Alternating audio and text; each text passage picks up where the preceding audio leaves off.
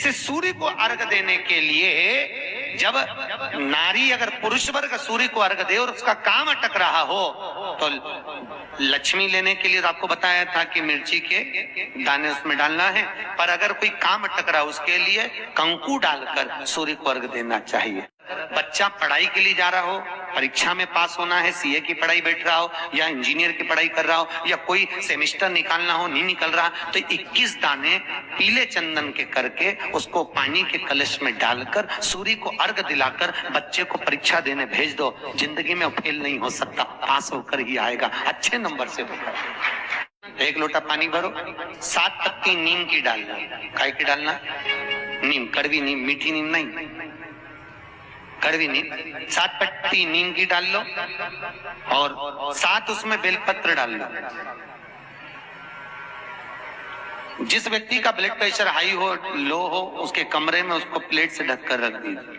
सुबह स्नान कर कर वही व्यक्ति जिसका ब्लड प्रेशर ऊंचा नीचा होता है उसको शिव जी को समर्पित करना। शिव को चढ़ाकर उसी का पानी 7 बार उसी स्थान पर ग्रहण कर लेना। व्यक्ति का ब्लड प्रेशर बराबर हो जाता है। एक दिन नियम से कर रहे हो तो 15 दिन कर लो, उसमें बराबर। फिर कभी जिंदगी में ब्लड प्रेशर की बीमारी चली ही जाती है, कोई दिक्कत नहीं। सूर्य देव को, शिव पंचायत के सूर्य देव को जब हम जल समर्पित करते हैं तब हमारे जीवन का सारा सुख, रोग मुक्ति, और सबसे मूल यही है कि रोग ना रहे शरीर में। और एक बात और कहिए, अगर कोई बड़ी बीमारी है, कोई बात आपको शंकर भगवान से कहना है तो रविवार के दिन जब सूर्य को अर्घ देंगे तो वही कलश रख देंगे अर्घ दिया हुआ, फिर उसको आपको धोना नहीं है। दूसरे दिन सोमवार का दिन पड़ेगा, फिर जल भर लो उसी कलश में, सूर्य नारायण को अर्घ देकर वही कलश से वापिस जल भरकर शंकर जी के मंदिर में ले जाकर जल को चढ़ाना प्रारंभ कर दीजिए। आपको स्वयं बड़ी रोग, बड़ी बीमारी में भी आराम लगना प्रारंभ हो जाएगा। आप कहो शंकर भगवान को सूर्य अस्त के बाद जल नहीं चढ़ाया जाता मंदिर के अंदर। हाँ, कोई विशेष उत्सव हो, शिवरात्रि हो, कोई तिथि अच्छी हो, वो आप एक अभिषेक कर दें, वो बात की बात है, पर शंकर को शाम सूर्यास्त के पहले। इसलिए आज भी नियम है, मुर्दे का अंतिम संस्कार यदि होता है तो सूर्य के प्रकाश में होता है।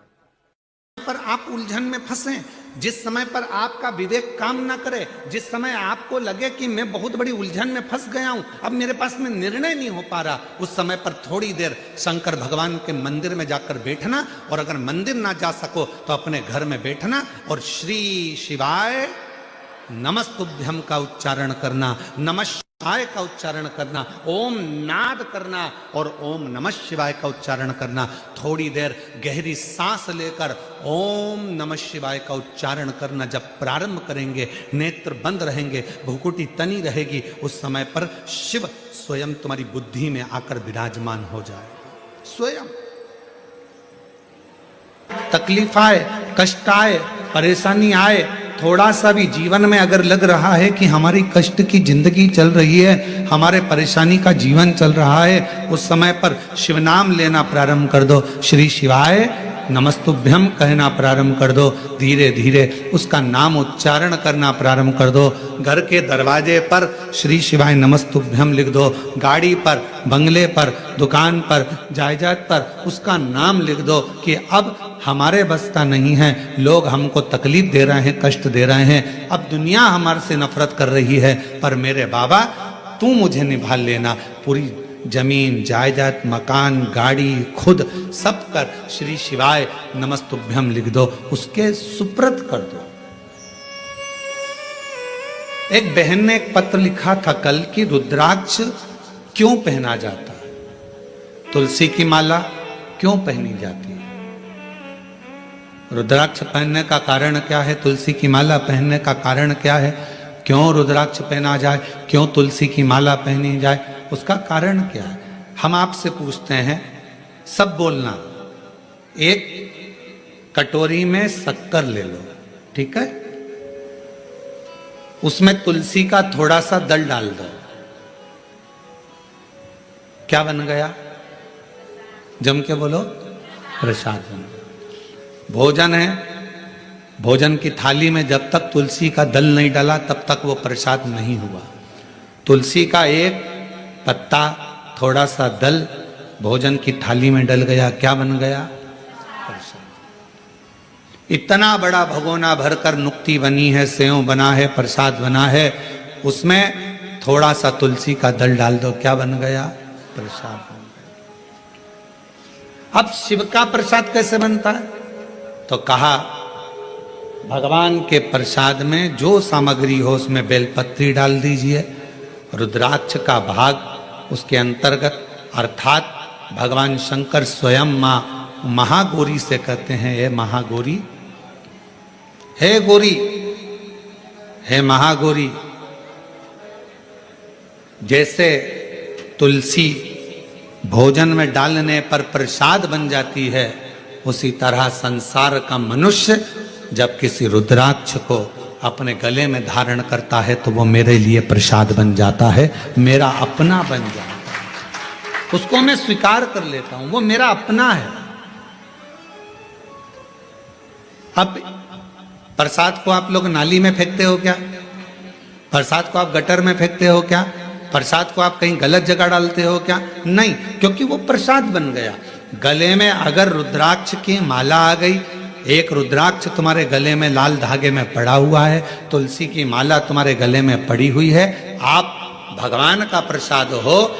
अगर चलते फिरते मौत का किसका ठिकाना, मृत्यु का किसको भरोसा, कब प्राण छूट जाए। अगर हमारे गले में रुद्राक्ष पड़ा है, तुलसी की माला पड़ी है और हमारे प्राण छूट भी गए तो हम वो प्रसाद हैं कि हमें नरक में नहीं पटका जाएगा, गलत जगह पर नहीं पटका जाएगा, हमको श्रेष्ठ जगह पर रखा जाएगा। प्रसाद को नाली में नहीं डालते, प्रसाद को गटर में नहीं डालते। रुद्राक्ष पहनने वाला, तुलसी की माला धारण करने वाले को गलत जगह पर नहीं भेजा जाता, गलत जगह पर।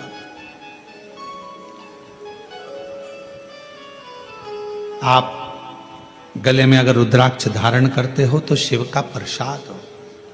और जितने शिव भक्त इस ऑनलाइन शिव महापुराण की कथा को आस्था चैनल पर श्रवण कर रहे हैं, फेसबुक यूट्यूब पर सुन रहे हैं और सोशल मीडिया पर इस कथा को अगर श्रवण कर रहे हैं, तो उनसे कहूँगा अपने गले में एक रुद्राक्ष अवश्य डालो। तुलसी की माला भी अगर है तो भी एक रुद्राक्ष जरूर डालो। क्यों? अगर गूगल पर सर्च करोगे, फेसबुक यूट्यूब पर सर्च करोगे, इंस्टा पर सर्च करोगे तो उसमें आपको मालूम पड़ेगा एक रुद्राक्ष यदि हमारे गले में होता है तो हमारी बीपी, शुगर, थायराइड, इन सब को लेवल में रखता है और वो ना शुगर बढ़ने देता है, ना शुगर घटने देता है, ना बीपी बढ़ने देता है, ना बीपी घटने देता है। एक रुद्राक्ष अपने गले में होना चाहिए।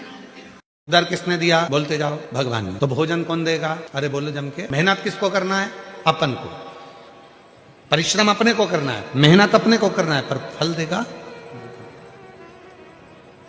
और इसका एक प्रसंग है, ये बक्सा चल रहा है, इसका एक प्रसंग है और बड़ा सुंदर सा एक प्रसंग आता है। एक मलुक नाम का एक लड़का था, उसका दोस्त शिव जी का बड़ा भगत था। शंकर भगवान के मंदिर में वो रोज जाता, रोज जल चढ़ाता, शिव जी की आराधना करता, साधना करता, भजन करता और ये दिन रात उस पर कटाक्ष करता, दिन भर उस पर तर्क करता मलू। अब एक दिन मलुक ने अपने दोस्तों को रोक लिया, कहां जा रहा है? कि मंदिर जा रहा हूं। अरे थोड़ा काम धंधा कर ले, या जा जरा काम धंधा कर। ये शंकर भगवान को निलाने से, लोटा भर के जल चढ़ाने से कोई शंकर जी कुछ थोड़ी ना दे देगा। काम नहीं करेगा तो क्या शंकर जी खाने को दे देगा? लड़ाई हो गई मलुक की और उसके दोस्त की। नहीं करूंगा काम तो भी मेरा भोलेनाथ खाने को देगा। मलुक ने कहा अगर तेरा भोलेनाथ काम नहीं करूं और खाने को दे तो मैं भी चल करने को तैयार हूं। एक परीक्षा करूंगा, वन में जाकर बैठ जाऊंगा, देखूं तेरा भोलेनाथ मुझे खाने को देता है कि नहीं देता। अगर मेरे शंकर भगवान ने तुझे खाने को दे दिया तो काम मैं रोज एक लोटा जल चढ़ाने के लिए शंकर जी के मंदिर में जाऊंगा, और अगर तेरे शंकर भगवान ने मुझे खाने को नहीं दिया तो काम मैं मंदिर जाना छोड़ दूंगा, लोटा भर जल चढ़ाना छोड़ दूंगा। दोनों में झगड़ा हो गया, दोनों में लड़ाई हो गई। अब दोनों में झगड़ा हो गया और जो मलुक था वो लड़ झगड़ के जंगल में चले गया। जंगल में जाकर उसने विचार करा, जंगल में रहूंगा और कोई मुझे भोजन देकर चले गया तो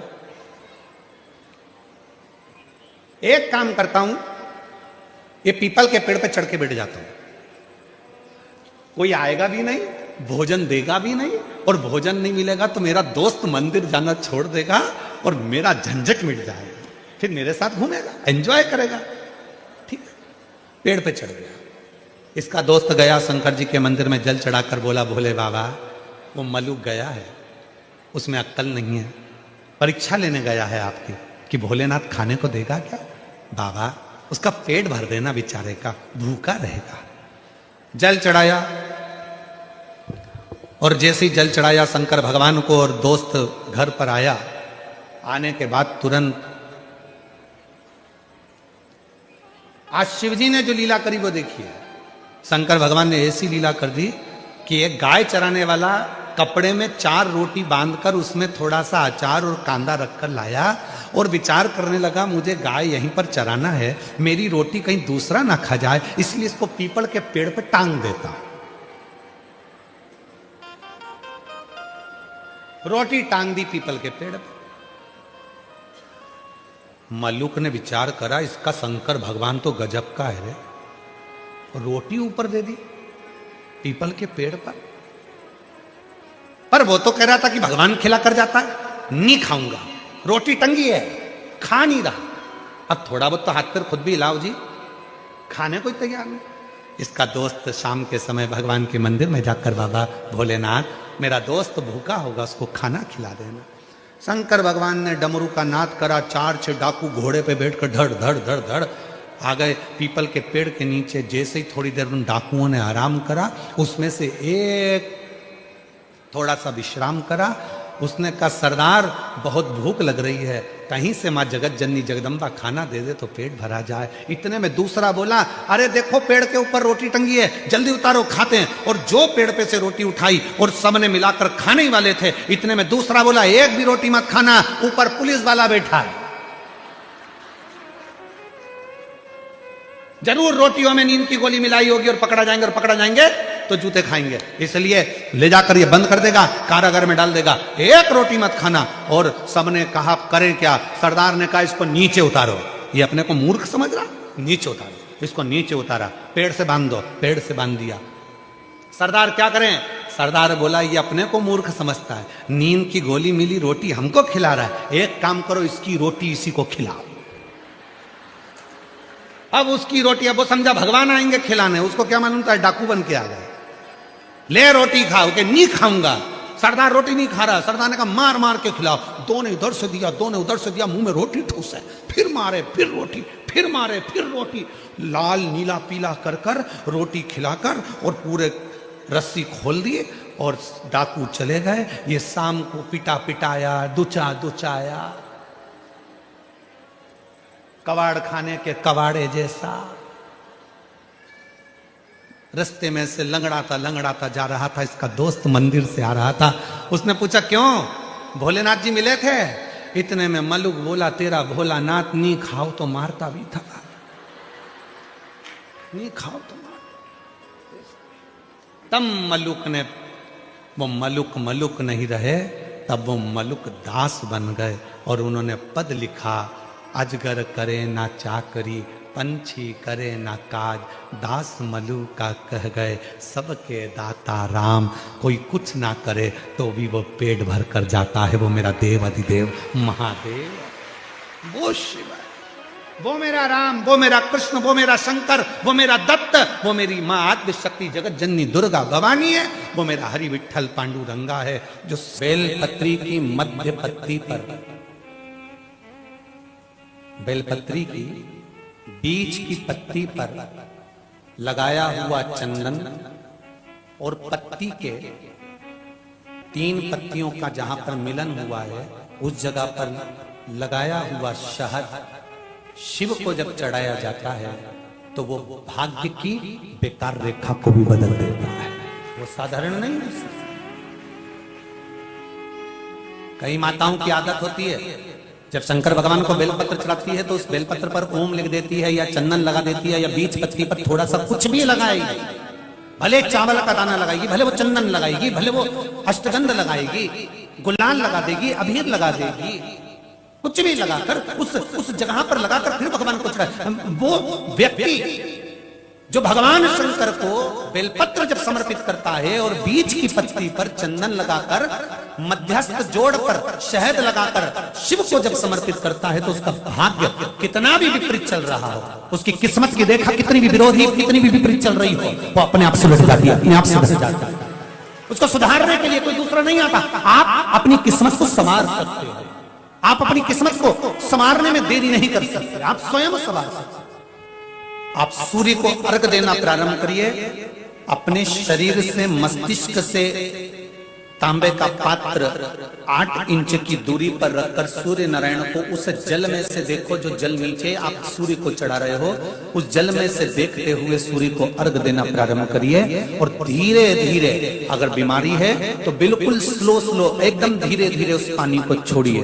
और पानी को छोड़ने के बाद आप बाबा का केवल सूर्य की आराधना, सूर्य को जल देना प्रारंभ कर दीजिए। 15 से 20 दिन कर कर देखो, धीरे धीरे शुगर और बीपी लेवल में आना प्रारंभ हो जाएगी। अर्घ तो दो, जल भी तुम्हारा, पानी भी तुम्हारा, सूर्य नारायण भगवान भी आपके, और ये शरीर भी आपका। आप अगर स्वस्थ रहोगे तो उसमें सियोर वाले महाराज का कुछ नहीं आना जाना है।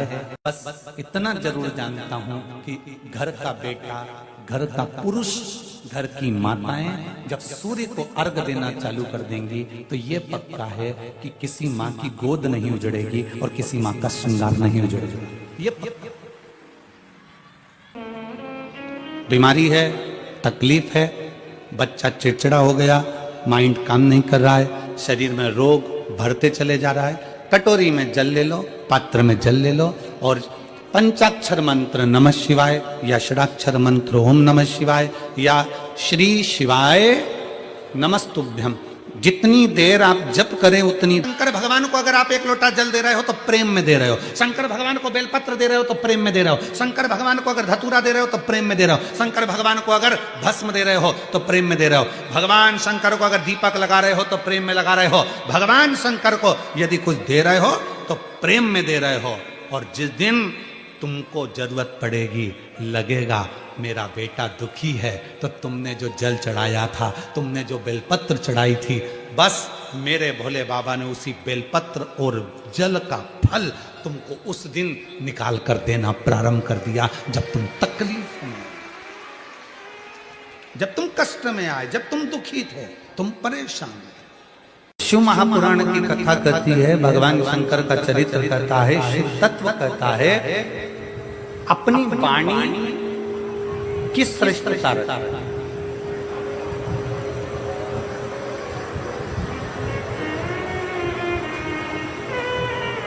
एक कौवा भी बोलता है और एक कोयल भी बोलती है। हापुड़ नगर की इस पवित्र भूमि पर आप और हम शिव महापुराण की कथा नवरात्र में 5 दिवसीय श्रवण करते हैं। एक कौवा भी बोलता है, एक कोयल भी बोलती है, दोनों बोल, कौवा भी बोल रहा है, कोयल भी बोल। कौवे ने किसी का बुरा किया क्या? जम के बोलो जरा। कौवा आपका कोई बुरा कर कर गया? कौवा आपका कोई काम बिगाड़ कर गया? कौवा आपको कभी कोई अपशब्द कह कर गया? कौवा क्या आपको गाली देकर गया? कौवा क्या आपको आड़ा टेढ़ा बोल कर गया?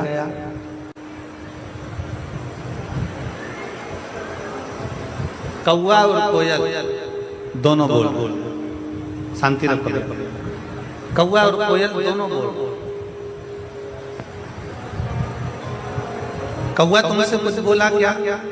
नहीं। कौआ तुमसे अपशब्द बोला, कौआ आपको ताने दिया, कौआ आपको गाली दिया, कौआ आपको आड़ा टेढ़ा बोला, कौआ यदि आपको अपशब्द बोला हो तो बताओ, कौआ किसी का बुरा नहीं करा तो भी कौआ बुरा की बुराई है। कितने लोग हैं जो कौए को पालते हैं? बोलो रे हापुड़ वाले, कौआ पालते हो क्या? नहीं। कोई हमसे पूछे तो हम भी कह देंगे कौआ क्या पालना। कौआ किसी का बुरा नहीं करा तो भी कौआ बुरा की बुराई है। और कोयल किसी का भला नहीं करी है। कोयल ने किसी को 2 रोटी लाकर नहीं दी, कोयल ने कभी किसी के लिए अच्छा नहीं करा, कोयल कभी तुम्हारे दरवाजे पर आकर अच्छा नहीं करी, कोयल ने तुम्हारे घर में झाड़ू पोछा नहीं लगाया, कोयल ने तुम्हारे लिए पानी नहीं भरा, कोयल ने तुम्हारे लिए कोई अच्छा काम नहीं करा, तो भी कोयल लोगों को अच्छी लगती है। कौआ बुरा लग रहा है, कोयल अच्छी लग रही है। कारण क्या? कौए ने तुम्हारा बुरा नहीं करा तो भी वो बुरा है, कोयल ने तुम्हारा अच्छा नहीं करा तो भी वो अच्छी है। उसका केवल एक कारण है, केवल एक कारण, वो है कौए की वाणी और वो है कोयल की वाणी। कौआ जो बोलता है वो लोगों को अच्छा नहीं लगता और कोयल जो बोलती है वो लोगों को अच्छी लगती है। कोयल जो बोलती है वो दुनिया के लोगों को श्रेष्ठ लगता है। कोयल जो बोलती है वो दुनिया के लोगों को अच्छा लगता है। शिव महापुराण की कथा कहती है, भगवान शंकर का चरित्र कहता है कि जिंदगी में, जीवन में बहुत सारे मोड़ आएंगे, बहुत तकलीफें भी आएंगी, बहुत दुख भी आएगा, बहुत परेशानियां भी आएंगी, सुख का दिन भी आएगा, दुख का दिन भी आएगा। संपूर्ण जीवन में कहीं ना कहीं कष्ट, कहीं ना कहीं परेशानियां, कहीं ना कहीं तकलीफें, कहीं ना कहीं दुख, ये चलता रहेगा। पर शिव महापुराण की कथा कहती है, जीवन में कितना भी कष्ट हो, दुनिया में कितना भी दुख तुम्हारे जीवन में आए, पर एक बात याद रखना कि कौवे जैसी वाणी मत बोलना, कोयल जैसी वाणी बोलते रहना तो तुम्हारी जिंदगी सफल हो। अपनी वाणी को कोयल जैसा बना,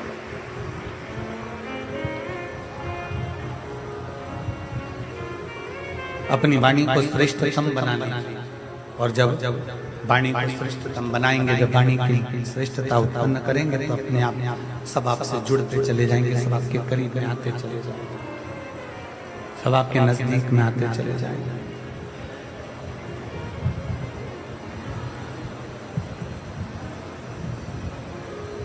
और कहा वाणी ऐसी बोलिए,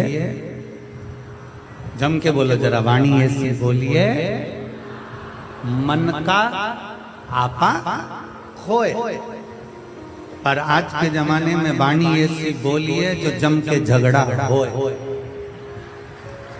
पर उससे मत बोलिए जो तुमसे तगड़ा हो गया समय।